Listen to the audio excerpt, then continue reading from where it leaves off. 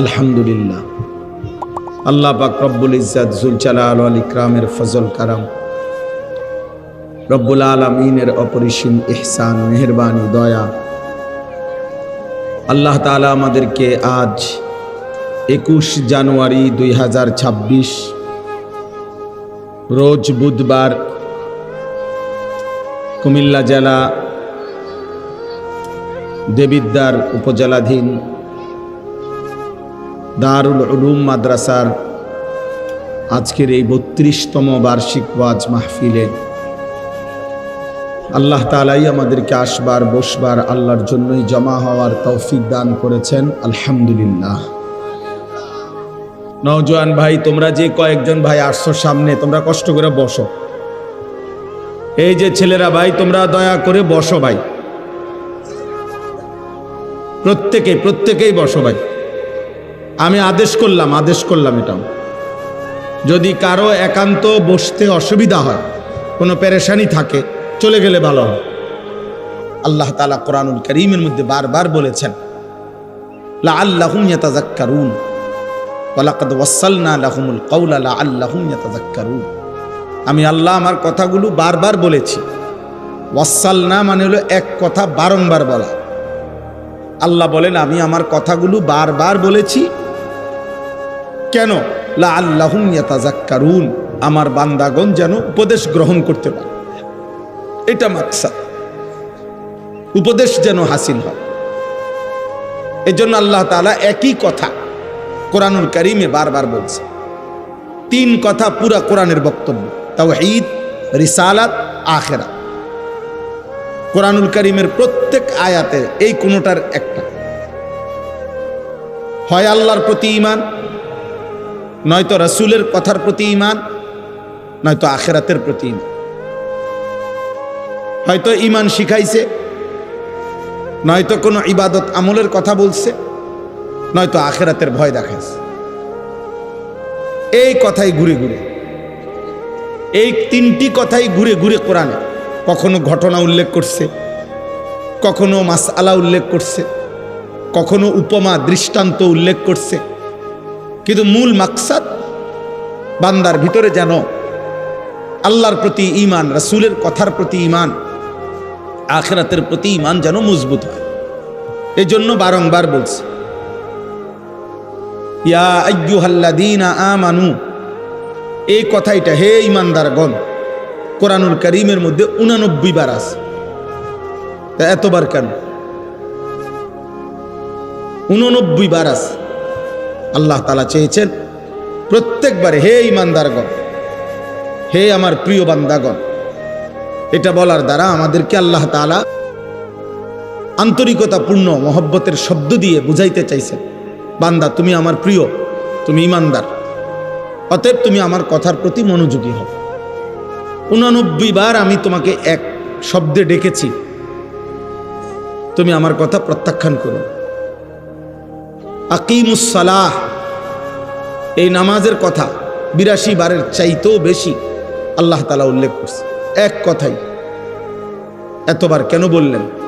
যেন আল্লাহ বলতে চাচ্ছেন, বান্দা তবুও আমি চাই বারবার বলে তুমি যেন সেজদা করো।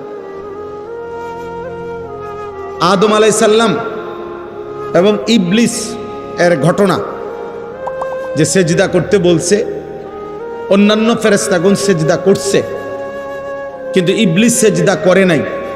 এই সেজদা না দেওয়ার কারণে ইবলিস চিরবিতাড়িত হয়েছে। এই কথাইটা কোরআন শরীফে 10 বার আছে। এই ঘটনাটা একই কথা 10 বার আছে। ফাবিআইয়ি আলাኢ রাব্বিকুমা তুকাদ্দিবান, এই কথাইটা কোরআনুল কারীমে এক সূরার মধ্যে বারবার আছে, বারবার আছে। ওয়াইলুন ইয়াওমাইদিল লিল মুকাদ্দিবিন, এই কথাইটা কোরআনুল কারীমে যে মিথ্যাবাদীদের জন্য সেদিন জাহান্নাম, এই কথাইটা কোরআনুল কারীমের এক সূরার মধ্যে 10 বারের চাইতেও বেশি আছে। বারবার বলছে, ঘুরায় ঘুরায়, বারবার বারবার। অতএব প্রিয় ভাই, নওজোয়ান বাবা, পর্দার আড়ালের মা বোন, প্রত্যেকের কাছে এটা বোঝা উচিত যে আমার মালিক আমার কাছে মালিক হয়েও, সৃষ্টিকর্তা হয়েও, সব খাওয়াইয়া সব পড়াইয়া সব দিয়েও তিনি আমার কাছে বারবার বলেছেন, অথচ তিনি একবার বললেই সেটা আদেশ। এবং এত বড় মালিকের একবার শুধু ইশারা দিল, এমন মালিকের নারাজ করা, অসন্তুষ্ট করা বিবেকবান হিসাবে উচিত না। উচিত যে আমার প্রতি এত বেশি দয়া করেন, অনুগ্রহ করেন, 24 ঘন্টা এমন মুনিবের অকৃতজ্ঞ, এমন মুনিবের প্রতি এত বড় সৃষ্টি দিয়ে যিনি আমাকে লালন পালন করছেন, তার কথাকে প্রতিনিয়ত প্রত্যাখ্যান করা, তার চাইতে নিকৃষ্ট বেয়াদব আর কেউ হয় না। এই জন্য আমি প্রত্যেক দিন এটা বলি যে যারা নামাজ পড়ে না, মুসলিম পরিচয় দিয়ে, মুসলমান পরিচয়ধারী যেই কিশোর, যেই যুবক, যেই নারী, যেই পুরুষ, যার কপালে সেজদা নাই অথচ নিজেকে মুসলমান পরিচয় দেয়, তার চাইতে নিকৃষ্ট বেয়াদব আসমানের নিচে জমিনের উপরে কোনো জানোয়ারও হয় না। এটা কোনো জানোয়ারের আইটেমও পড়ে না, মানুষ তো দূরে থাকে। কারণ এত বড় অকৃতজ্ঞ, এত বড় বেয়াদব, এত বড় নাশকর যে এত কিছু দিয়ে 24 ঘন্টা যিনি তাকে লালন পালন করছেন, সে তাকে একটি সেজদাও দেয় না। এ মানুষের কোনো প্রকারে আইটেমের মধ্যে ওরে জানোয়ারও ঘৃণা করে। এজন্য কোনো কোনো বুজুর্গানে দিন বলে, বেনামাজিকে কুত্তাও ঘৃণা করে, বেনামাজিকে শুকরও ঘৃণা।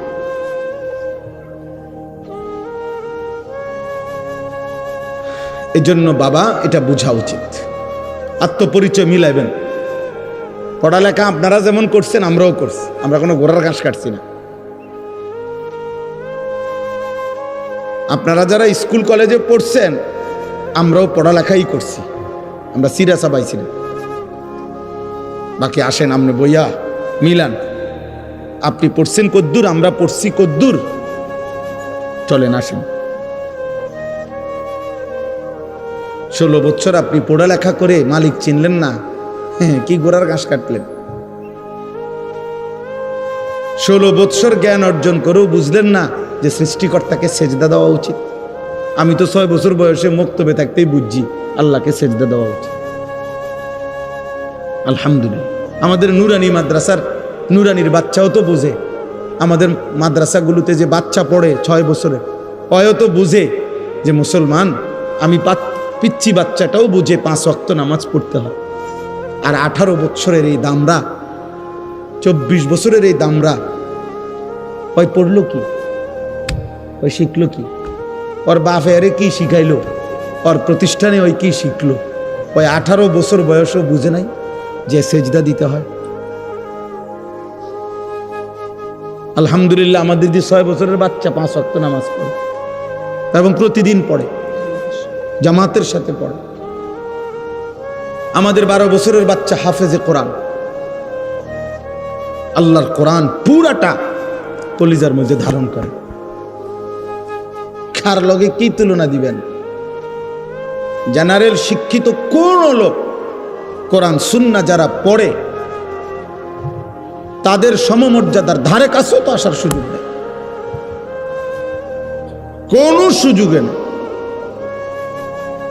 যদি বলেন টাকা বেশি রোজগার করে, না, জেনারেল শিক্ষিত লোক টাকা বেশি রোজগার করে না। টাকা আল্লাহ নির্দিষ্ট ব্যক্তিকে, আল্লাহর বন্টন, কাউকে আল্লাহ সম্পদ বেশি দেয়, কাউকে আল্লাহ সম্পদ কম দেয়। এটা জেনারেল অজেনারেল লইয়া কথা, এটা হুজুরদের টাকা কম আর জেনারেল শিক্ষিতদের টাকা বেশি। আপনি এই মোটা দাগে ভাগ করে লইতো না, বুঝেন না এমনি কথাটা? এইভাবে ভাগ করে লেলে হবে না। তাইলে এই দেশে, সারা বাংলাদেশে যারা ভিক্ষা করে এরা হুজুর, তো এরা ভিক্ষা করে কার? কথা বলেন না কেন? এই দেশে জেনারেল শিক্ষিত হাজারো লোক, লক্ষ লোকের চাইতে এমন অগণিত লাখ লাখ আলেম আছে যাদের আয় অনেক বেশি, অনেক বেশি, তাহলে এই ব্যবধান কেন? তাহলে আপনি এটা মোটা দাগে ভাগ করলে তো হইতো না। আপনি কোন যুক্তিতে ভাগ করবেন? বাংলাদেশে এখনো অশিক্ষিত বেকার তার চাইতে শিক্ষিত বেকার বেশি, একদম এটা হিসাব করা কথা। সার্টিফিকেটধারী বেকার বেশি, সার্টিফিকেটধারী চাকরি খুঁজতে খুঁজতে শেষ পর্যন্ত মেয়াদ থাকে না, বয়স থাকে না, এবারে আবার কয় যে আন্দোলন করে আরো 2 বছর বাড়াও, 3 বছর বাড়াও। অথচ উপার্জনই মাকসাদ যদি হয়, তাহলে অসংখ্য অশিক্ষিত মানুষ বিপুল পরিমাণ সম্পদ দুনিয়া উপার্জন করছে। এই জন্য ভাই, বন্ধু, ছেলেরা, বাবা, বোঝাপড়া করা উচিত। কেউ কাউকে বোকা ভাবার সুযোগ নাই। আপনারাও আম করে না, আমরাও আমনে করে না। কারণ আলহামদুলিল্লাহ স্কুলে পড়েন আর মাদ্রাসায় পড়ি, ভাত খাইয়েই বড় হয়েছি আমরা, চিড়া খাইয়া না। আমনে যে দূর পৃথিবী চিনেন এদূর আমরাও চিনি। আপনারা যেটারে টাইলস বলেন, আমরা মাদ্রাসার হুজুর ওইটারে টাইলসে করি, মাড়ি কই না। তাহলে দুনিয়া এটা বোঝাপড়া করা উচিত। শিক্ষার যদি আলাদা কোনো মূল্য থাকে, জ্ঞানের যদি আলাদা কোনো মূল্য থাকে, যে জ্ঞান শুধু খাওয়ার জন্য নয়, জ্ঞান শুধু ভোগ করার জন্য নয়, জ্ঞান শুধু উপার্জনের জন্য নয়, অন্য কিছু, তো সেই অন্য কিছুটা কি? সেই অন্য কিছুটা কি? যে জ্ঞান তোমাকে খোদার 365 দিনে একদিনও ফজরের নামাজ জাগাইলো না, চিনাইলো না, ভোরের আলো তোমারে কোনোদিন দেখলো না, তুমি কি জ্ঞান অর্জন করো? বলো না ভাই। আপনি বা কি শিখাইলেন? ছেলেটাই বা কি শিখ, মেয়েটাই বা কি শিখল? এই জন্য আলহামদুলিল্লাহ হিসাব মিলাবেন। জেনারেল পড়ালেখা আমরাও পড়ছি, আপনারাও পড়েন, আমরাও পড়ছি আলহামদুলিল্লাহ। আমি কুমিল্লা ভিক্টোরিয়া কলেজ থেকে মাস্টার্স পাস করছি, বিজ্ঞান বিভাগ থেকে এসএসসি পাস করছি, সায়েন্স থেকে দাখিল। কাজেই বুঝাপড়া আছে আমার, বুঝা শুনেই কইতেছি, বুঝাপড়া নিয়েই কইলাম। আপনি কোনো মাদ্রাসাকে এতিমখানা ভাববেন না। মাদ্রাসা এতিমখানা না, মাদ্রাসা এতিম বাচ্চা পড়ে। মাদ্রাসা এতিমের আশ্রয়স্থল, এটা এতিমখানা না। মাদ্রাসা মুসাফির খানা না, মাদ্রাসা কায়নাতের সর্বশ্রেষ্ঠ শিক্ষা যেটা কোরআন এবং সুন্নাহ, ওইটা পড়ার ঘর। যেই কোনো যুক্তিতে, পৃথিবীর যেই কোনো যুক্তিতে আজ পর্যন্ত কোন বিবেকবান কোরআন সুন্নাহর সামনে, পৃথিবীর কোন বেঈমান, কোন কাফের, কোন মুশরিক, কোন ইহুদি, কোন খ্রিস্টান, কোন নাস্তিক, কোন মুরতাদ, কেউ আল্লাহর কোরআনের বিপরীতে পৃথিবীর কোন শিক্ষাকে, পড়াকে 1 সেকেন্ডের জন্য উপরে উঠাইতে পারে নাই।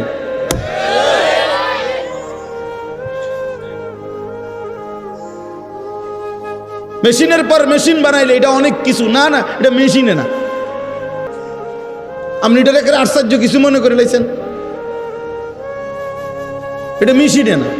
তো মেশিন একটা আশ্চর্য কি? এটা দ্রুত চলে, তো কি চলে? দ্রুত চলে, বুঝেন না? এটা তো প্রযুক্তির আধুনিকতা। মানে কি? এটা তো অনেক কিছু কি আছে। মনে করেন এটা এখন 3G ছিল, ওটা 4G হয়েছে, তো কি হয়েছে? 4G এখন 5G হয়েছে, মানে আর একটু গতি বাড়ছে। আর তো এতে কি হয়েছে? আশ্চর্য হয়ে গেল অনেক কিছু আল্লাহর কোরআনের সামনে, রাসূলুল্লাহ সাল্লাল্লাহু আলাইহি সাল্লামের হাদিসের সামনে। বুঝেন নাই কথাটা? চিকিৎসার আধুনিক সংস্করণ আসছে, মনে করেন মেশিনের আধুনিক সংস্করণ আসছে, এখন আরো খুব দ্রুত রোগ নির্ণয় হয়। তো কি হয়েছে এতে? এটা রোগে না নির্ণয়? পেট ব্যথা, মাথা ব্যথা ঠিক করে, এটা রে, এতো এটা নির্ণয় করে। এটা কোরআনের সামনে বড় হয়ে গেল কেমন? বলেন বলেন। এই জন্য একটা একটা বাবা ভাই বুঝতে হবে এটা। মুসলমান হীনমন্যতায় ভুগলে এটা বড় কাপুরুষতা, দুর্ভাগ্য। বেঈমান অব্যাহত প্রচারণা দিয়ে 190 বছরের লাগাতার ব্রিটিশ এই ইংরেজ লাল বেনিয়ারা বণিকের ছদ্মাবরণে, ব্যবসার ছদ্মাবরণে এসে যখন আমাদের এই উপমহাদেশে রাষ্ট্র ক্ষমতা দখল করেছে, ইস্ট ইন্ডিয়া কোম্পানির ছদ্মনামে 190 বছর আমাদের উপরে যখন জুলুম করেছে, এই জালেমরা 190 বছরে আমাদেরকে একটা দৃশ্যমান, আমাদের মুসলমানের মধ্যে একটা দৃশ্যমান দেওয়াল উঠাই দিয়ে গেছে। সেটা হলো আমরা একদল হয়ে গেলাম হুজুর, আরেক দল হয়ে গেলাম জেনারেল শিক্ষিত।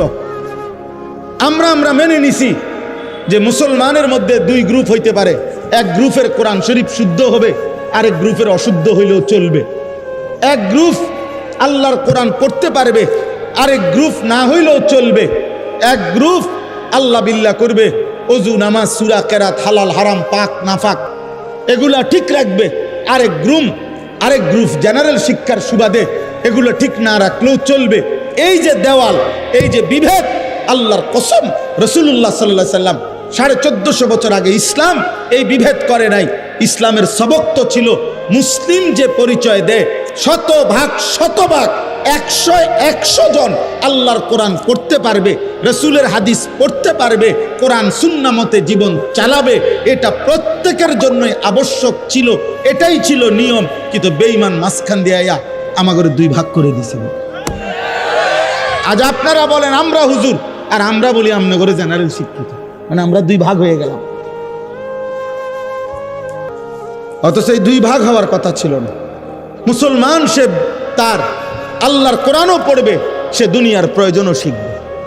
নবীজি সাল্লাল্লাহু আলাইহি ওয়াসাল্লাম মক্কা বিজয়ের পরে তায়েফের যুদ্ধ করার আগে যুদ্ধের ময়দানে সাহাবাদের 2 জন সাহাবীকে তিনি দূরবর্তী অঞ্চলে পাঠাইছেন, যে তখন যুদ্ধের একটি আধুনিক, ওই সময়কার যে এখন যেটাকে দূর পাল্লার ক্ষেপণাস্ত্র বলে, ওই সময় ওইটা শিখবার জন্য যে পাথর মেশিনের মাধ্যমে একটু দূরে ছুঁড়ে মারা যায়, এইটা শিখাইবার জন্য নবী সাল্লাল্লাহু আলাইহি সাল্লাম 2 জন সাহাবীকে পাঠাইছেন যে তোমরা 2 জন গিয়া ওইটা শিখে আসো।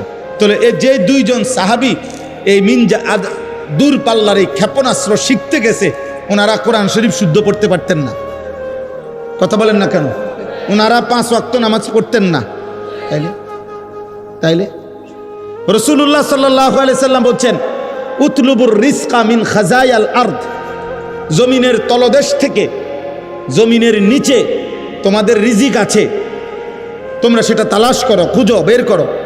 তাহলে এই যে খনিজ সম্পদ আহরণ, এটার জন্য নবী আদেশ করছেন। তাহলে নবীজি আদেশ করছেন যাদেরকে যে মাটির তলদেশ থেকে তোমরা রিজিক অন্বেষণ করো, এই কথার অর্থ হইল তোমরা যারা খনিজ সম্পদ আহরণ করবে তোমাদের নামাজ পড়তে হবে না, তোমাদের কোরআন শরীফ অশুদ্ধ হইলেও চলবে। তাইলে আপনারা এটা ভাবলেন কেমনে যে আপনি স্কুলে পড়লে কোরআন শরীফ অশুদ্ধ হইলে চলবে? আপনারা এটা মেনে নিলেন কেন? যুবক ভাই, তোমরা এটা মেনে নিলা কেন? তোমার বিবেককে তুমি প্রশ্ন করো। স্কুলে পড়া তো অপরাধ কেউ বলে নাই। বাংলা, অঙ্ক, ইংরেজি, পদার্থ, জীববিজ্ঞান অপরাধ তো কেউ বলে নাই, পাপ তো বলে নাই কেউ, গুনাহ বলে নাই। কিন্তু মালিক ভুললা কেন? 2 রাকাত নামাজ সুন্দরভাবে পড়তে পারো না কেন? ওযুর ফরজ, গোসলের ফরজ সুন্নাত মোতাবেক করতে পারো না কেন? আত্তাহিয়াতু, দুরূদ শরীফ, দোয়ায়ে মাসুরা, দোয়ায়ে কুনুত হুজুরদের মতো শুদ্ধ করতে পারবে না কেন?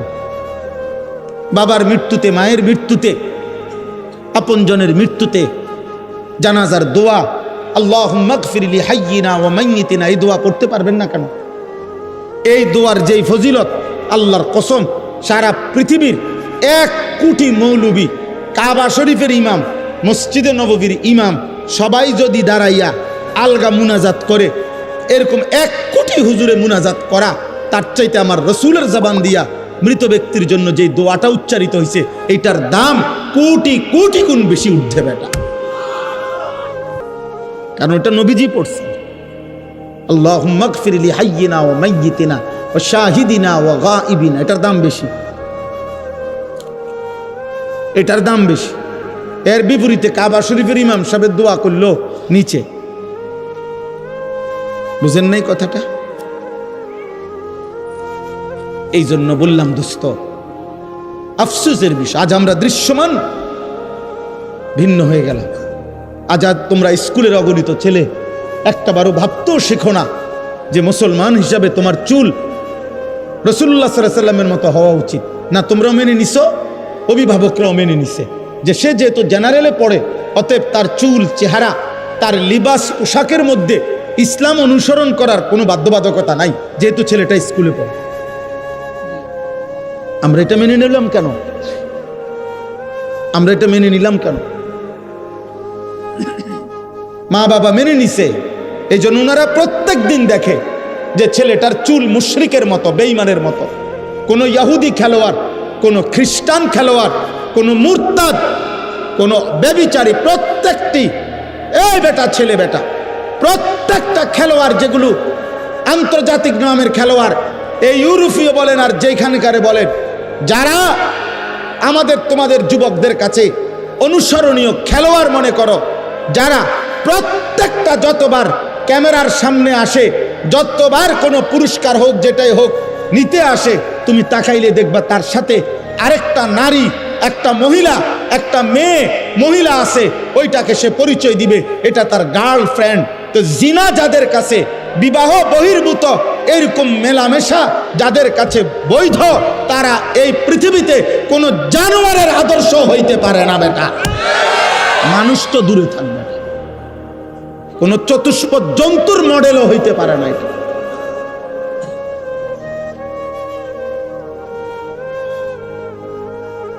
সে প্রকাশ্যে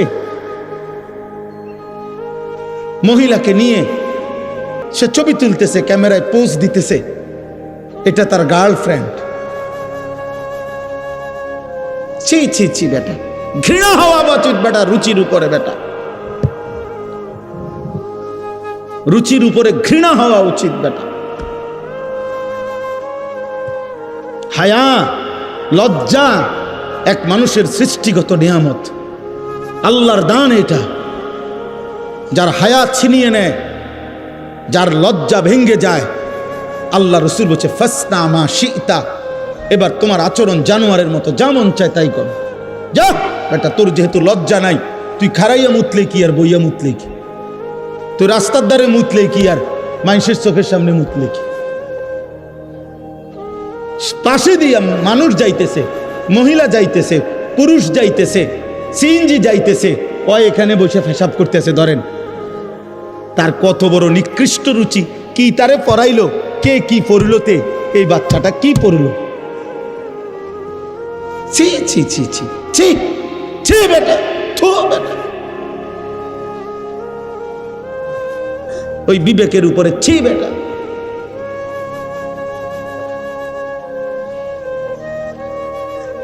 আফসুস বেটা, আফসুস। এই জন্য আমরা এটা মনে করাইলাম, আমি একজন বাবা অভিভাবক মনে করাইলাম, আরেকবার বুঝাপড়া করে। আপনারা কারো যদি বুঝার দরকার হয় বা আমগোর লগে তর্ক করতেও মন চায়, আপনি কইয়েন আমি আমু। কোন দিন তর্ক করবেন সেদিন আমু, ইনশাআল্লাহ ইনশাআল্লাহ। ইউরোপের পড়ার উপরে ভরসা করিলে শুধু মুসলমান হয়ে ওইটা, এই সন্তানকে মনে রাখবেন ইকোনমিক্যাল অ্যানিমেল বানাবে, মানুষ বানাবে না। ইউরোপের স্লোগান হলো, পুঁজিবাদের স্লোগান হলো, বস্তুবাদের স্লোগান হলো ভোগ, উপভোগ, জীবন ভোগ করো। ইকোনমিক্যাল অ্যানিমেল, উপার্জনের জন্য নিজেকে গড়ে তোলো। কেমনে পড়লে, কি শিখলে, কি করলে, আর কোন পলিসি অ্যাপ্লাই করলে 1 লাখ টাকা উপার্জন হবে, আরো পলিসি খাটাও, এবার মাসে 3 লাখ টাকা আসবে, আরো পলিসি খাটাও, পরিশ্রম আরো বাড়াও, এবার মাসে 10 লাখ টাকা ইনকাম হবে, আরো পলিসি লাও, তুমি একসাথে 3 কোটি টাকা ব্যাংক লোন নাও, তারপরে ফ্যাক্টরি খুলে দাও, এবার মাসে 1 কোটি টাকা আসবে। তুমি একসাথে, আমারও ওই দিন বলছে হুজুর, আমি দোয়া করতাম, আমার একদিন একজনে কইছে ওনাদের কোম্পানি কিছুদিন আগে 1200 কোটি টাকা লোন নিছে, 1200 কোটি টাকা। আমি দোয়া করতাম হইতে লাগে, আমি ব্যাককল পাইছি আমারে। হ্যাঁ, আপনি আমার ব্যাককল ঠাউরাইছেন, আমি আপনার মতো হারাম খোরের জন্য দোয়া করতাম। হ্যাঁ, সামনে সামনে তো অনেকেরই দেখলে এরকম আইস দেই, এগুলোর মধ্যে অনেকগুলোর মধ্যে তো পরে পরীক্ষাগুলো ফরমালি নাইব। কথা তো মৌখিক বলতেই হয়, চলতেই হয়, কিন্তু হৃদয়ের ভালোবাসা কোনো নাফরমানের জন্য কখনোই থাকে না। আল্লাহ রাসূল সাল্লাল্লাহু আলাইহি সাল্লাম বলছে, লা তুসাহিব ইল্লা মুমিনান, মুমিন ছাড়া কাউকে বন্ধু বানায়ও না। ওয়ালা ইয়াকুল মালাকা ইল্লা তাকিয়ুন, মুত্তাকি ছাড়া কাউকে ভালোবেসে কিছু খাওয়াইও না। হাদিস নবীজি বলছে সাল্লাল্লাহু আলাইহি ওয়াসাল্লাম। এই জন্য আমি প্রত্যেকটা ছেলে পেলে, বাবা, ভাই, মা, বোন, আপনাদের কাছে এটা বুঝাইতে চাই, আমরা এটা ফিরে আসেন, আপনারা পড়েন, আপনারা ভাগ করে যে যেখানে পারেন পড়েন, কোনো সমস্যা নেই। কিন্তু আপনারা আরেকবার হিসাব দিলাম, আমরা মানুষ হব না কেন, আমরা আল্লাহ চিনব না কেন, আমরা রসুল চিনব না কেন? এক বিন্দু কোনো যুক্তি তো থাকতে হবে। কোরআন শরীফ না মানার পিছনে একজন মুসলিম পরিচয়ধারী অথচ আল্লাহর কোরআন মানে না, কারণটা কি? তার একটা বাস্তব যুক্তিসঙ্গত কোনো কারণ তো দর্শাইতে হবে। আপনি এটা কোন, আপনি একটা কারণ বলেন। আপনি যে মুসলমান, রাসূলুল্লাহ সাল্লাল্লাহু আলাইহি সাল্লামের সুন্নাত ত্যাগ করলেন কেন? এটার একটা বাহ্যিক কারণ বলেন। দাড়ি কাটার উপরে একজন ভদ্রলোক একটি কারণ দর্শান। একটা লোক, একটা চ্যালেঞ্জ করলাম যে এর কোনো ন্যূনতম, রাসূলুল্লাহ সাল্লাল্লাহু আলাইহি সাল্লাম শতবার দাড়ি লম্বা করতে বলছে, দাড়ি লম্বা করতে বলছে, দাড়ি লম্বা করতে বলছে। এখন আপনি যে কাটলেন, আমি আপনার লোকের তর্ক করছি না, আপনারা লজ্জাও দিচ্ছি না, কিন্তু আপনার কাছে কোনো এটার উপরে দলিল ভিত্তিক যুক্তিসঙ্গত কোনো কারণ আছে কিনা সেটা পেশ করো। আপনি থাকলে এখন দাঁড়াইয়া বল, আমি শুনি যে এর কোনো ন্যূনতম কোনো উপকার পৃথিবীর কোনো চিকিৎসা বিজ্ঞান, কোনো দার্শনিক, কোনো পণ্ডিত, কোনো বুদ্ধিজীবী, কোনো গবেষণাগারে প্রমাণিত হয়েছে? কোথায় সেটা? কোথায় সেটা? কি নাই, কোথাও কারো কাছে নাই, আমি শুনি নাই এ পর্যন্ত। আমি বহুত লোকের জিজ্ঞাসি, বহুত জেনারেল শিক্ষিত, একেবারে উচ্চ শিক্ষিত লোক আলহামদুলিল্লাহ আমাদের সাথে সম্পৃক্ততা আছে, মহব্বত করে, জিজ্ঞাসি, স্যার আপনি বলেন, বাইর করে দেন, আপনি গবেষণা করে বাইর করে দেন, দাড়ি কাটার উপরে সৌন্দর্য, অথবা দাড়ি কাটলে দাড়িওয়ালা মানুষের চাইতে দাড়ি কাটুন না মানুষের এক সুতা একটু বেশি সুন্দর দেখা যায়, এটার উপরে যুক্তিটা কি? এটার উপরে একটা অথেন্টিক কথা বলেন যে এটা কোন যুক্তিতে বোঝা গেল যে হুজুর এই আলোকে প্রমাণিত হয়েছে যে দাড়িওয়ালার চাইতে দাড়িবিহীন মানুষের সৌন্দর্য বেশি ফুটে ওঠে। এটা কি? সেটা যুক্তিটা কি বলেন? কিন্তু দাড়িওয়ালা সুন্দর দাড়িবিহীন মানুষের চাইতে, এ কথার উপরে আমি দলিল দিতে পারব। আপনারটার উপরে আপনি দেন, আমি দিমুকির লেগে, আপনারটা আপনি বাইর করেন, আমারটা আমি কম। এই পৃথিবীতে 1450 বছরে লক্ষ লক্ষবার প্রমাণিত হয়েছে রাসূলুল্লাহ সাল্লাল্লাহু আলাইহি সাল্লাম, ওনার সাহাবায়ে কেরাম 1 লক্ষের চাইতে বেশি সাহাবী রাতে, দিনে, সকালে, দুপুরে, দিবানিশি নবীজিকে দেখছেন হাজার হাজার বার, লক্ষবার। প্রত্যেকেই অকপটে সাক্ষ্য দিছেন, যতবার নবীজিকে দেখছি খোদার কসম এর চাইতে সুন্দর এই গোটা সৃষ্টিতে আর কাউকে দেখিনি। তাহলে বুঝা গেল দাড়িওয়ালা চেহারা লক্ষের চাইতে বেশি সাহাবীর দৃষ্টিতে সুন্দর, অনুসারীদের দৃষ্টিতে সুন্দর। 1 2 কোরআনুল কারীমের মধ্যে আছে ওয়াদ-দুহা ওয়াল-লাইলি ইযা সাজা, এই শব্দের 2 তাফসীর। এক তাফসীর হলো ওয়াদ-দুহা শব্দের অর্থ হলো আল্লাহ তাআলা বলছেন, হে বন্ধু আমার, আপনার এই পবিত্র চেহারা, যে চেহারা আলোকোজ্জ্বল, আপনার এই সুন্দর আলোকোজ্জ্বল নুরানি পবিত্র আলোকিত সুন্দর চেহারার আমি আল্লাহ কসম করছি। রাসূলুল্লাহ সাল্লাল্লাহু আলাইহি ওয়াসাল্লামের চেহারা মোবারকের কসম আল্লাহ করছেন, তাইলে আল্লাহর কাছে এই চেহারা যদি সুন্দর না হয় তাহলে তিনি কসম করছেন কেন? আর নবী সাল্লাল্লাহু আলাইহি ওয়াসাল্লামের চেহারা মোবারক দাড়িওয়ালা ছিল না দাড়িবিহীন? খালাস। আপনারটার আপনি কই দেখেন, ওই আপনারা দেখেন, ওনার পিছনে 3 জন মুরব্বী বসা। দেখেন দেখেন ভাই, তোমার পিছনে দেখো, তুমি ঠ্যাঙ্গালগি দিয়ে দাঁড়াও। মোবাইলে কষ্ট হইতেছে তো তোমার ছবি উঠাইতে, পায়ের উপরে ভর দিয়া ছবি উঠাইতে আছে। তুমি একটা বাঁশ আনো, আইনে খাড় করাও। না না, লজ্জা না দিলে হবে না। কেন? আমি সুন্দরভাবে নিষেধ করছিলাম না? কথা বলেন না কেন? আমি কি মহব্বতের সাথে বলছিলাম কি না? বল তাহলে বলে না হুজুর আমি আপনার কথা মানতাম না, তো চলে গেলে ভালো। আমি তো শুরুতেই বলছি আমি ব্যক্তিগতভাবে কোনো প্রার্থী না, আমি আগের থেকে এই তবিয়তের মানুষ। আমি দিল থেকে বলতেছি, বিশ্বাস করে। আমি বিশ্বাস করি আমার জনসমর্থন দিয়ে আমি করব কি? আমি তো ভোটে দাঁড়াইছি না। আমি কোনো মার্কার পক্ষে কোনো প্রচারণাও করি না, কোনো সময় না, কোনো সময় না। কোনো মার্কার পক্ষে আপনি আমার প্রচারণা পাবেন না, আমি করি না, আমি এটি বুঝি না। একজনের সব বুঝতে হবে এটা জরুরিও না। তাহলে আমি এত জনসমর্থন তো দরকার নাই আমার। আমি বিশ্বাস করি একজন মানুষকেও আল্লাহর কথা বললে সওয়াব হয়। হয় একজনকে আল্লাহর কথা বললে সওয়াব হয়নি, তো আমার সওয়াব দরকার, আমার নেকি দরকার। আমি সংখ্যা দিয়ে করবো কি? আমার অনেক সময় অনেকে বলে না আমগো মানুষ হুজুরারে, হ্যাঁ হুজুর ওয়াজ তো করেন আপনারা, হেদায়েত হয় কয়জন? না না, আমার গোনার দায়িত্ব না তো। না, এটা আমার দায়িত্ব দেয় নাই, গোনা আমাদের দায়িত্ব। আমি যদি আমগুড়ি গনি তো এই ডাইন কাঁধে বাম কাঁধে ফেরস্তা ওটাকে কি কাম? অমা তো উনা করে রাখলো কেন? হ্যাঁ, তো ওনারা না গুনবো, হিসাব করবো কারা? এরা। তো গোনা আমার দায়িত্ব নেই, আমার দায়িত্ব মেহনত, আমার দায়িত্ব বলে যাও। এরপরে দ্বিতীয়ত আল্লাহর নবীকে আল্লাহ বলছে বন্ধু আমনের পিছনের দিকে তাকাবার দরকার নাই, আপনি শুধু বলতে থাকেন, চেষ্টা করতে থাকেন, দাওয়াত দিতে থাকেন। হেদায়েত দেব কাকে? ফয়সালা সম্পূর্ণভাবে একক আমি আল্লাহর হাতে। আমি যদি ঈমান দেই কেউ ফিরাইতে পারবে না, আমি যদি না দেই বন্ধু, আপনি বন্ধু বললেও দেব না। আরে নবী বলার পরও দেয় না ঈমান। যুবক তুমি জানো না বেটা, মুসলমানের বাচ্চা তুমি জানো না তোরে আল্লাহ যে মুসলমানের পরিচয় দিছে, তুই জানো না বেটা তোরে আল্লাহ কত বড় নিয়ামত দিছে। কার গাদ্দারি করো অনটের পাও না তো। মনে করছে এমনি বাতে তো খাও, আর কিটা? নারী দেখো, ছবি দেখো, উলঙ্গ নর্তকী দেখো, নাটক দেখো, সিনেমা দেখো, দুনিয়া ভোগ করো।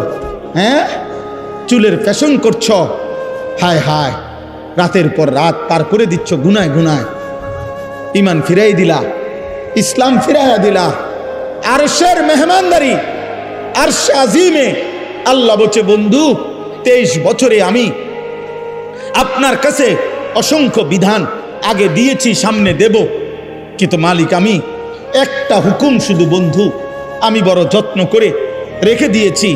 নিয়ত করছি আমি আল্লাহ, আমি ইচ্ছা করেছি জিব্রাইল না মিকাইল না কারো মাধ্যমে না, আপনাকে আরশে আজিমে এনে 5 ওয়াক্ত নামাজের এই হাদিয়া আমি আল্লাহ আপনার হাতে তুলে দিলাম। বন্ধু তুমি জানো না আব্বা নামাজ কত বড় নিয়ামত? তুমি জানো না একটা বন খাইতে গিয়ে হাবড়া নামাজ পড়ে না। আরে অপদার্থ কোথায় বন আর কোথায় নামাজ? কি এর লগে কি মিলাই নিবে না? একটা সাদওয়ানের আড্ডার কারণে নামাজ পড়ল। আহা, বনরুডির আড্ডা আর মালিকের সেজদা কত ব্যবধান। একটা অটো চালায় হাবড়ার নামাজের টাইম নেই। আপনি বিমান চালাইলে কীর্তেন? হ্যাঁ, চা কদ্দুর বেছে, বনরুডি বেছে, 2 বিস্কুট বেছে, এবার নামাজের টাইম নেই। হায় রে গাদ্দার, দুনিয়া যদি তোরে আরো বেশি দিত মালিক তো কি করতি? ওহো, আহা, আফসোস ব্যাপার, আফসোস। কিয়ামতের দিন আল্লাহ বলবে ফেরেশতাদেরকে, উহশুরুল্লাযীনা যালামু ওয়া আযওয়াজাহুম ওয়া মা কানু ইয়াবুদুন মিন দুনিল্লাহ ফাহদুহুম ইলা সিরাতিল জাহিম। দোস্ত আমার, বড় ভয়ঙ্কর কথা এটা আল্লাহ বলছে। কিয়ামতের দিন আল্লাহ ফেরেশতাদেরকে বলবে, ফেরেশতারা আমার প্রত্যেকটা নাফরমান বান্দাকে সামনে আন, আর প্রত্যেকটা পাপী বান্দার সাথে সে যার সঙ্গী হয়ে অথবা যাকে সঙ্গী বানিয়ে পাপ করেছে ওরেও আন। আর 3 নম্বরে আমি আল্লাহকে বাদ দিয়ে যখন যাকে ডাকছে তাকেও আন। খোদার কসম আল্লাহ বলবেন, তিনজনকে একসাথ করো, জালেম পাপীকে একত্র করো, পাপীর সঙ্গীকে একসাথ করো, আমি আল্লাহকে বাদ দিয়ে পাপী যাকে ডাকতো তাকে একসাথ করো। আল্লাহ বলবেন এই 3 জনকে একসাথ করে ফাহদুহুম ইলা সিরাতিল জাহিম, 3টারেই ধাক্কা দিয়া জাহান্নামের রাস্তায় পাঠায় দাও। মনে রাখো বাপ, যে বন্ধু তোমার উলঙ্গ ছবি দেখাইছে, যে বন্ধু তোমারে সুদের আড্ডায় নিয়ে গেছে, কিস্তির আড্ডায় নিয়ে গেছে, নারীর আড্ডায় নিয়ে গেছে, জিনার আড্ডায় নিয়ে গেছে, সঙ্গী নামের, বন্ধু নামের, সহকর্মী নামের, সহপাঠী নামের যেই মানুষ নামের শয়তান তোমারে পাপের রাজ্যে নিয়ে গেছে, সেদিন কিয়ামতের দিন তুমি এবং তাকে একসাথ করা হবে। এবং শুধু সেই 2 জন না, বরং আল্লাহকে বাদ দিয়ে যাকে ডাকতো তাকেও। কোরআনুল কারীমে আল্লাহ বলছে। এই জন্য আব্বা, আমি সর্বোচ্চ, আমার ধমক দেওয়া মাকসাদ না, আমি আপনাদের সাথে ঝগড়া করতে আসি নাই, আমি আপনাদের সাথে দ্বন্দ্ব করতে আসি নাই, মনে করাইতে আসছি আপনি ভাত খান, ঘুম যান, আপনি দুনিয়া উপার্জন করেন, কোনো অসুবিধা নাই। রিজিক তো হারাম না, উপার্জন তো হারাম না। চাকরি, ব্যবসা, কৃষি, ক্ষেত খামার, আয় উপার্জনের বৈধ মাধ্যম, এটা তো হারাম না। কিন্তু আল্লাহ বললেন কেন? আখিরাত বললেন কেন? নামাজ বললেন কেন? 1 ওয়াক্ত সিজদা দিতে পারলেন না কেন? 60 বছরে, 40 বছরে, 30 বছরে এমন মালিকের কোরআন, এই চোখ যার দেওয়া, তার চোখে তার কালাম দেখে দেখেও পড়তে পারেন না কেন? যার জবান, তার দেওয়া জবানে তার কালাম উচ্চারণ করতে পারেন না কেন? বলেন, কেন পারেন না? বলেন। এই আফসোসের কি জবাব দিবেন? এই আফসোসের কি জবাব দিবেন? কিয়ামতের দিন আল্লাহ এই পাপী এবং পাপীর দোসর একসাথ করে এদেরকে বলবেন, ওয়াকিফুহুম ইন্নাহুম মাসউলুন। ফেরেশতাদেরকে দাঁড় করাও, আমি জিজ্ঞেস করব বান্দা, মা লাকুম লা তানাসারুন। সাংঘাতিক কথা আল্লাহ বলবেন সেদিন প্রত্যেক পাপীকে এবং তার পাপের সঙ্গীদেরকে একসাথ করে আল্লাহ বলবেন, মা লাকুম লা তানাসারুন, এই নাফরমান, তোর কি হলো? তোরা একজন আরেকজনকে আজ সাহায্য করছো না কেন? সেদিন না বলছিলা তুমি, দোস্ত তুই নিশ্চিন্ত থাক, আমি তোর পাশে আছি। আল্লাহ বলেন, সেদিন না বলছিলা দুনিয়াতে, আজ তাকে সাহায্য করছো না কেন? মা লাকুম লা তানাসারুন, কি হলো তোমাদের? পরস্পরকে সাহায্য করছো না কেন? বাল হুমুল ইয়াউমা মুস্তাসলিমুন। আল্লাহ বলে, না, আজ আর কেউ সাহায্য করবে না, বরং প্রত্যেকেই আমি আল্লাহর সামনে মাথা নুয়ে পড়বে। স্যারেন্ডার, নেতাও স্যারেন্ডার, কর্মীও স্যারেন্ডার, বন্ধুও মাথা নুইবে, সহযোগীও মাথা নুইবে, প্রত্যেকেই মাথা নুয়ে ফেলবে। পাপীও, পাপের সঙ্গীও, পাপ কাজের সহযোগিতাকারীও। এজন্য এটা বড় মারাত্মক। আমি তো করি নাই, না না, সহযোগী হলো বিপদ। আল্লাহর নবী বলছে, যেমন হাদিসে আছে, লাআনাল্লাহু আকিলার রিবা ওয়া মুকিলাহু ওয়া শাহিদাইহি ওয়া কাতিবাহু। আল্লাহর নবী বলছে যে সুদ খায় তার উপরে আল্লাহর লানত, যে সুদ দেয় তার উপরে আল্লাহর লানত, যে সুদের সাক্ষী থাকে তার উপরে আল্লাহর লানত, যে সুদের কথা লিখে দেয় তার উপরে আল্লাহর লানত, লানত, লানত, লানত। কিছু বলার থাকলে নবীকে বললেন। আপনার যদি কোনো আপত্তি থাকে, অসুবিধা, কেউ যিনি বলছেন ওনারে বলেন। উনি আছেন মদিনা শরীফে, ওনার কাছে গিয়ে বলে আসেন, রওজা শরীফে গিয়ে, যে আপনি এটা বললেন কেন, এত বড় কথা বললেন কেন? আমরা মুসলমান, আমাদের আখিরাত ভুলে গেলে চলবে না। আমরা মুসলমান, আমাদের আল্লাহ ভুললে চলবে না। আমরা মুসলমান, আমাদের নবী ভুললে চলবে না রে আব্বা। দৃশ্যমান এই দুনিয়া আমাদেরকে ছেড়ে দিতে হবে, আমাদেরকে চলে যেতেই হবে, আমাদেরকে ফিরতেই হবে আপন নিড়ে, সেটা কবর। আমাদেরকে ফিরতে হবে শুধু আরো সামনে, সেটা হাসরের মাঠ। আমাদেরকে যেতে হবে আরো সামনে, সেটা ফুলসেরা। আমাদেরকে যেতে হবে আরো সামনে, সেটা জান্নাত কিংবা জাহান্নাম। থামবেন সেদিন, জান্নাতে বা জাহান্নামে যাবেন যেদিন। এর আগে এই পথ চলা থামবে না, সামনে যেতে হবে, সামনে আগে বাড়ে। ইরতাহালাতিদ দুনিয়া মুদবিরা ওয়ার তাহালাতিল আখিরাতু মুকবিলা।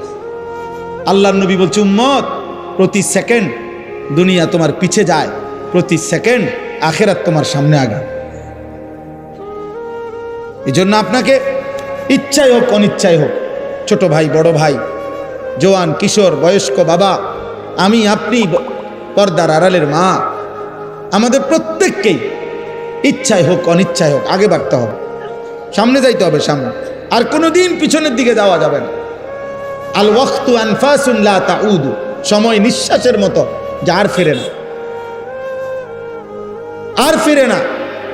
এই জন্য আগামীর সময়টা আপনাদের কাছে এতগুলো কথা বলার অর্থ হইল, আমি আপনাদেরকে বলতে চাই এটা, আমরা আপনারা ভাই ভাই, আমরা আপনারা আপনজন, মুসলিম পরিচয়ধারী, আমরা প্রত্যেকেই আপন।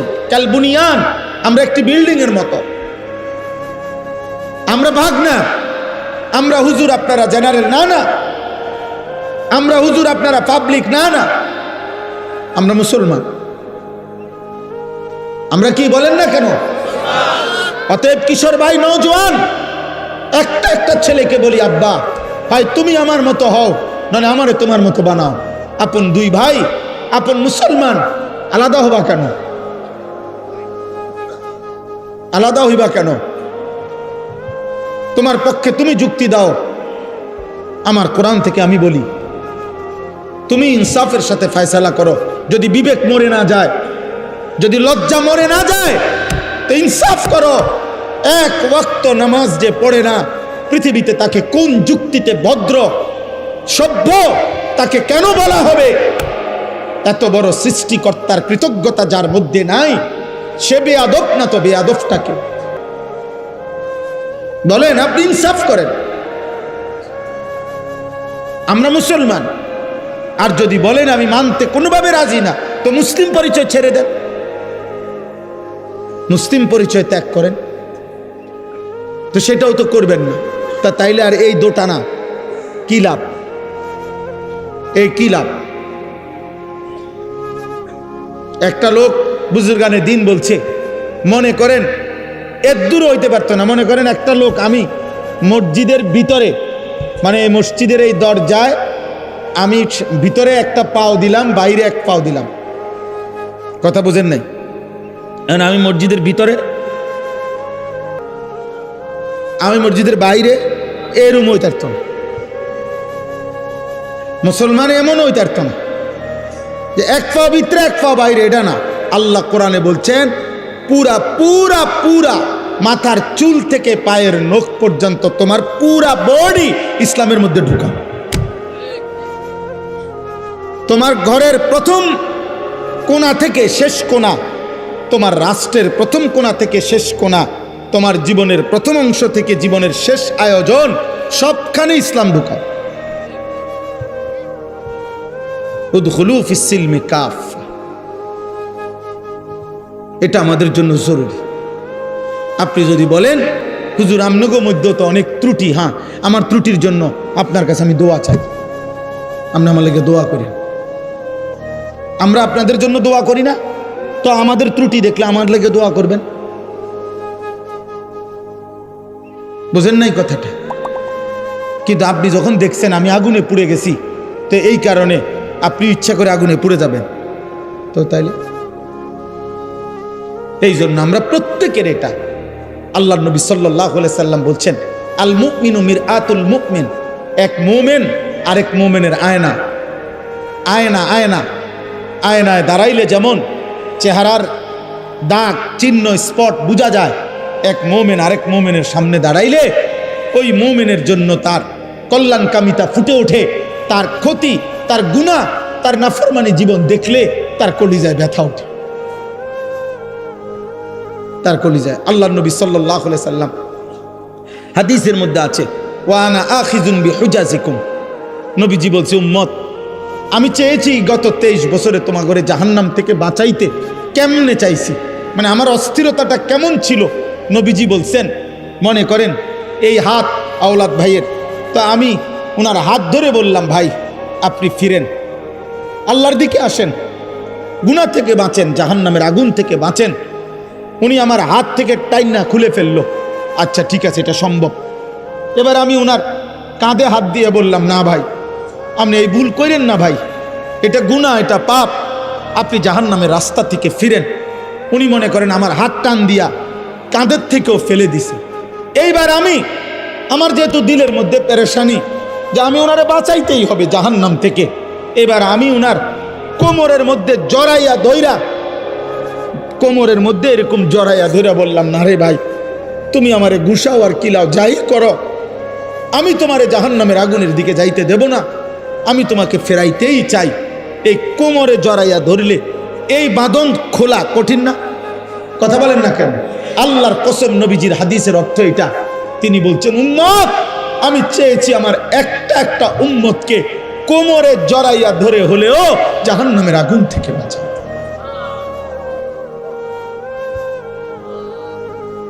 এই হুজাজিকুম অর্থ এটা, কোমর কোমর কোমর থেকে ছুটবা কেমন? আবু জেহেলকে নবী সাল্লাল্লাহু আলাইহি সাল্লাম তারিখে ইবনে খাল্লিকানের মধ্যে আছে 4000 বার নবী শুধু আবু জেহেলকে কালেমার দাওয়াত দিয়েছে, 4000 বার। জি জি 4000, 4000 কি পরিমাণ চেষ্টা করছে। 950 বছর নূহ আলাইহিস সালাম মানুষকে জাহান্নাম থেকে ফিরাইতে চাইছে। 950 বছর, 950 বছরে হাজার হাজার বার, লক্ষ বার উনাকে পাথর মারা রক্তাক্ত করে বেহুশ কইরা, আমরা তাফসিরে পড়ছি নূহ আলাইহিস সালামকে ধইরা কাফের গুলা উনার বেহুশ শরীর, রক্ত মাখা শরীরটা নিয়া ডাস্টবিনের ময়লার মধ্যে ফেলে দিয়ে আসতেন ছুঁড়ে।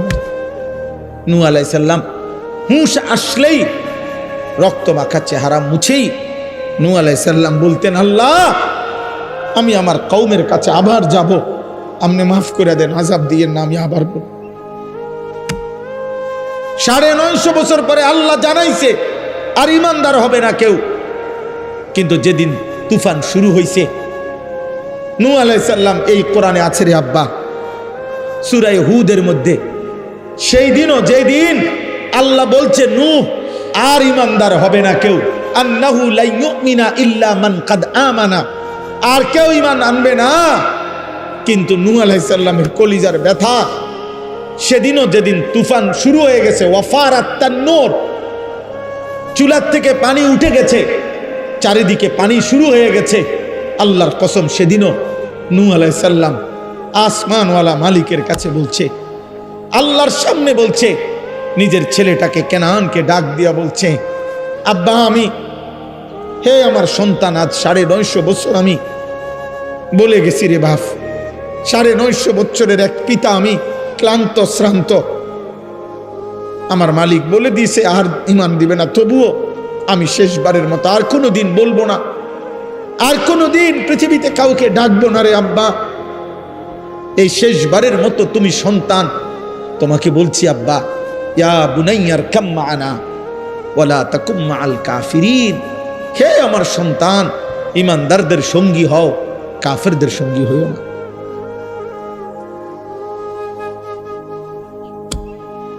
ইয়া বুনাইয়ার কাম মা'ানা ওয়ালা তাকুম মা'আল কাফিরিন। নূহ আলাইহিস সালাম বলছে, পুত, ইমানদারদের সঙ্গী হও, কাফেরদের সঙ্গী হইও না। ইব্রাহিম আলাইহিস সালাম ওনার আব্বাকে হাজার হাজার বার বলছে, ইয়া আবাতি, ইয়া আবাতি, ইয়া আবাতি, হে আমার আব্বা, ঈমান আনেন আব্বা, ঈমান আনেন। আব্বা কালিমা পড়েন, আল্লাহকে মানেন।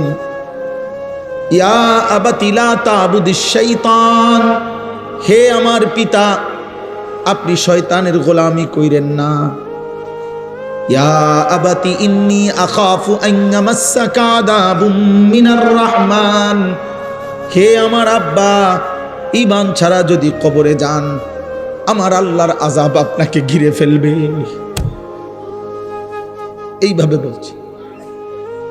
এক পিতা তার বাপকে জাহান্নাম থেকে বাঁচাইতে চাইছে, এক বাপ তার ছেলেকে জাহান্নাম থেকে বাঁচাইতে চাইছে। বারবার বলেছে, বারবার বারবার বারবার বারবার, আপনি মুসলমান বাপ হয়ে ছেলেটা এক ওয়াক্ত নামাজ পড়ে না, আপনি কেমনে মেনে নিলেন? আপনি মুসলমান স্বামী হয়ে আপনার স্ত্রী একদিনও পর্দা করে না, হায় মুসলমান স্বামী, আপনি কেমনে মেনে নিলেন? আপনি মুসলমান অভিভাবক হয়ে আপনার ঘরে প্রতিদিন রঙিন টেলিভিশনে নর্তকী নাচে, আপনি ইমানদার কেমনে মেনে নিলেন? কেমনে মেনে নিলেন বাপ? আল্লাহ আমাদেরকে মাফ করে দেয়, আল্লাহ আমাদের কলিজার মধ্যে বুঝ দান, আল্লাহ আমাদের হৃদয়ে ঈমান দান করে, হৃদয়ে ঈমান দান। একটা একটা ছেলে বুঝতে শিখে। এই আমার কথা শেষ। রমজান সামনে, আমার এতগুলো কথা বলার উদ্দেশ্য এটাই। মাহে রমজান সামনে, আল্লাহ যেন বলছে, বান্দা 11 মাসের ঘাটতি কমতি যা হইছে তো হইছেই, চলো একবার ঘুরে দাঁড়াও বান্দা, একটা মাস কাজে লাগাও। দেখতে দেখতে আইয়ামাম মা'দুদাত, অল্প কয়টা দিন, অল্প কয়টা দিন, কিন্তু বান্দা একটা মাস রমজান, মনে রেখো আমি প্রতি মিনিট প্রতি সেকেন্ডকে আমি আল্লাহ স্বর্ণ হীরা মণি মুক্তার চাইতে দামি বানায় দেব। সেজদা দিবা একটা, আমি আল্লাহ গুনবো 70টা। সেজদা দিবা একটা, আমি কারো জন্য গুনবো 700, কারো জন্য 7,000, কারো জন্য 70,000, কারো জন্য 7 লাখ, কারো জন্য 70 লাখ, কারো জন্য 7 কোটি, কারো জন্য 70 কোটি, কারো জন্য 70,000 কোটি, কারো জন্য 70 লক্ষ কোটি। খোদার কসম হাদিসে আছে, কারো জন্য আল্লাহ ফেরেশতাকে বলবে, ফেরেশতা তুই পারতি না লিখতি সংখ্যাটা, আমি আসমানওয়ালা রব, আমি লিখবো।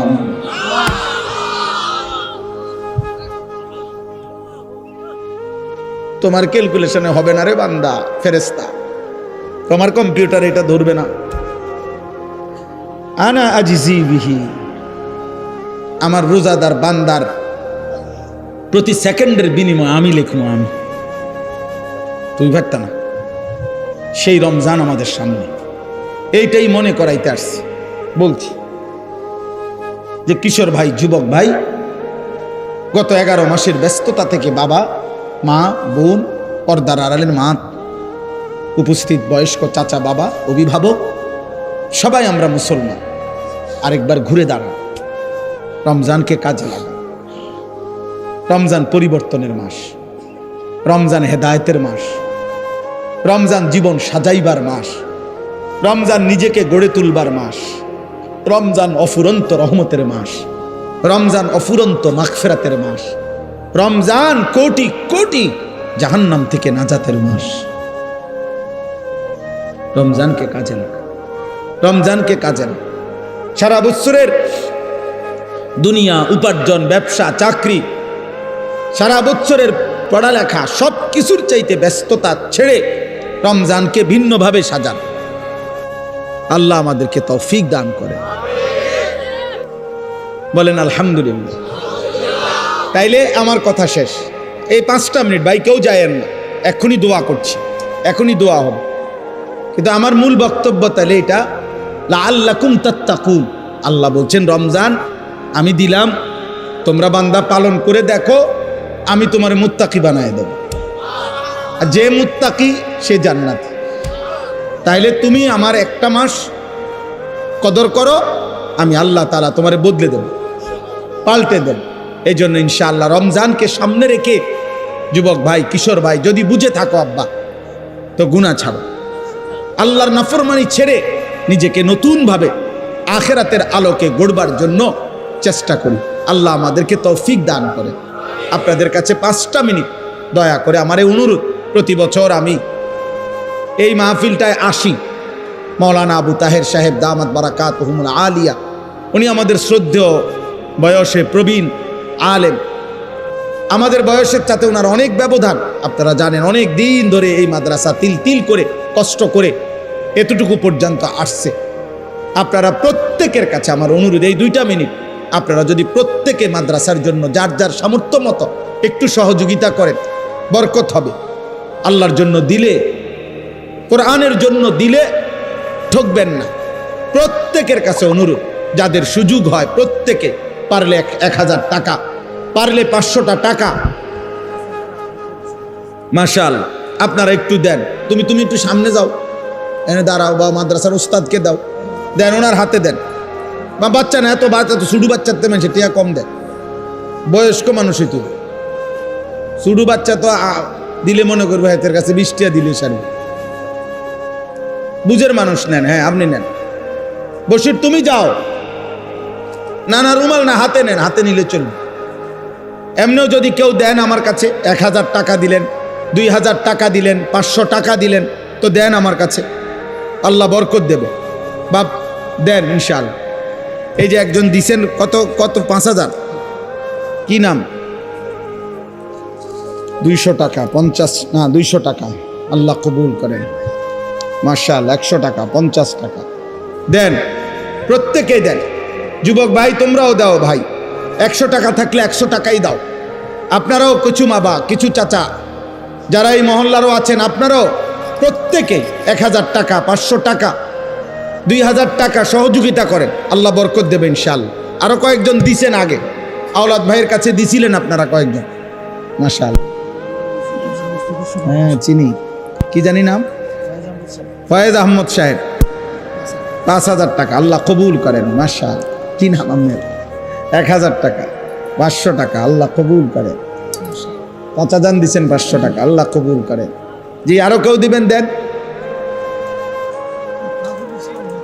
তাজুল ইসলাম খান 1000 টাকা, আল্লাহ কবুল করেন, আল্লাহ কবুল করেন, মাশাআল্লাহ মাশাআল্লাহ, আল্লাহ কবুল করেন। ভাই নাম কি? মুশারফ ভাই 1000 টাকা, আল্লাহ আপনি তৌফিক দান করেন, আল্লাহ আপনি কবুল করেন।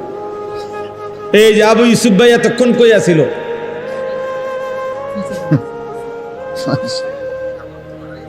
কি নাম আপনার? আব্বার নাম কি? হাজি আব্দুর রশিদ। হাজি আব্দুর রশিদ সাহেব চাচা যান ইন্তেকাল করেছেন, ওনার জন্য 1000 টাকা দিয়েছেন, দোয়া চেয়েছেন, আল্লাহ কবুল করেন, আল্লাহ আপনি মাফ করে দেন, আল্লাহ মাফ দেন, প্রত্যেকে দেন। আবু ইউসুফ ভাইয়ের কাছে আবার দেন, হা মালিক মাফ করে দেন, মাফ করে। নওজোয়ান ভাই সবাই নামাজ পড়েন, মহব্বত করে নামাজ পড়েন। নওজোয়ান সেজদা ছাড়া দামি হয় না আব্বা, দামি হয়। মোবাইল টিপতে টিপতে মানুষ দামি হয় না। নারী দেখলে, ছবি দেখলে, অশ্লীল দৃশ্য দেখলে মানুষ সম্মানই হয় না, ঘৃণিত হয়। এই জন্য একটা যুবক ভাই, যদি কেউ বুঝে থাকো ভাই, সেজদা দিও, সেজদা দিও, আল্লাহ তৌফিক দান করুন। আলহামদুলিল্লাহ রাব্বিল আলামিন, আল্লাহুম্মা আনতাস সালাম ওয়া মিনকাস সালাম, তাবারাকতা ইয়া যাল জালালি ওয়াল ইকরাম, ইয়া রাব্বি লাকাল হামদু কামা ইয়ানবাগি লিজালালি ওয়াজহিকা ওয়া আযীমি সুলতানিক, ওয়া সাল্লি আলা মুহাম্মাদিন কামা হুয়া আহলুক, ওয়া ফাআল বিনা খায়রান কামা আনতা শানুক, ইয়া আরহামার রাহিমিন, ইয়া আরহামার রাহিমিন, ইয়া আরহামার রাহিমিন। রব্বানা যালামনা আনফুসানা ওয়া ইল্লাম তাগফির লানা ওয়া তারহামনা লানাকুনান্না মিনাল খাসিরিন। রব্বানা আতিনা ফিদ দুনিয়া হাসানা ওয়া ফিল আখিরাতি হাসানা ওয়া কিনা আযাবান নার। রব্বিরহামহুমা কামা রব্বায়ানি সগীরা। রব্বানা হাব লানা মিন আজওয়াজিনা ওয়া যুররিয়াতিনা কুররাতা আ'য়ুন ওয়াজআলনা লিল মুত্তাকিনা ইমামা। মাওলায়ে করিম আপনি মাফ করে দেন, রব্বে করিম আপনি মাফ করে দেন, মেহেরবান মাওলা আপনি মাফ করে দেন। আল্লাহ পিছনের জিন্দেগির গুনাহ মাফ করে দেন, আগামী জীবন আপনি সুন্দর করে দেন, ঈমান আমল দান করেন, ইজ্জত আফিয়ত দান করেন, সেজদাওয়ালা কপাল বানিয়ে দেন, কাঁদনেওয়ালা চোখ বানিয়ে দেন, জিকিরওয়ালা জবান বানিয়ে দেন, মোহাব্বতওয়ালা দিল বানিয়ে দেন, সুন্নাতওয়ালা জীবন বানিয়ে দেন। আল্লাহ আগামী জীবন আপনি সুন্দর করে গড়বার তৌফিক দান করেন। আল্লাহ মাহে রমজান পর্যন্ত হায়াত ভিক্ষা দান করেন। মাওলা ভিক্ষা দিয়েন, মাওলা দয়া কইরেন, মাওলা রমজান পর্যন্ত পৌঁছায়েন মাওলা।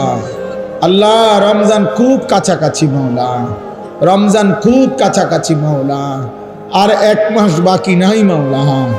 আল্লাহ আপনি বঞ্চিত করেন না, বঞ্চিত করেন, তীরে এসে তরি বিরায় নিবাই দেন না, ডুবাই দেন না। আল্লাহুম্মা বারিক লানা ফি রাজাব ওয়া শাবান ওয়া বাল্লিগনা রমাদান ওয়া বাল্লিগনা রমাদান ওয়া বাল্লিগনা রমাদান। মাওলা রমজান পর্যন্ত হায়াত ভিক্ষা দিয়েন, রমজানের রহমত মাগফিরাত দান করিয়েন। রমজানকে সামনে রেখে জীবনটা আরেকবার সাজাইবার তৌফিক দান করেন, আখিরাতের ফিকির দান করেন, কবরের ভয় দান করেন, জাহান্নামের ভয় দান করেন, জান্নাতের আশা দান করেন। একজন একজন যুবককে বদলে দেন, বদলে দেন, বদলে দেন।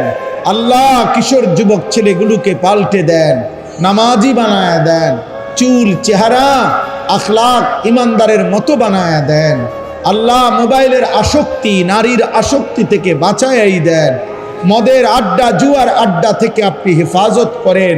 আল্লাহ হারাম জীবন থেকে ফিরায়া দেন, ফিরায়া দেন। আল্লাহ ফিরায়া দেন। মা বাপ এদের মুসলমান রে মাওলা, একটা ছেলেকেও বঞ্চিত কইরেন না মাওলা। আমার বাবা, চাচা, বয়স্ক মুরব্বী, উনাদেরকে বাকিটা হায়াত আরো বেশি নেক আমলের তৌফিক দান করেন, নেক আমলের তৌফিক দান করেন। পর্দার আড়ালের মা বোনদেরকে মাফ করে দেন মাওলা। মা ফাতেমা রাবেয়া বসরিয়ার মতো বানায় দেন। মাদ্রাসা কবুল করে নেন, মাদ্রাসা কবুল করে নেন, মাদ্রাসা কবুল করে নেন। মাদ্রাসার জরুরত পূরণ করে দেন। ছাত্র উস্তাদদেরকে ইখলাস ও তাকওয়া দান করেন।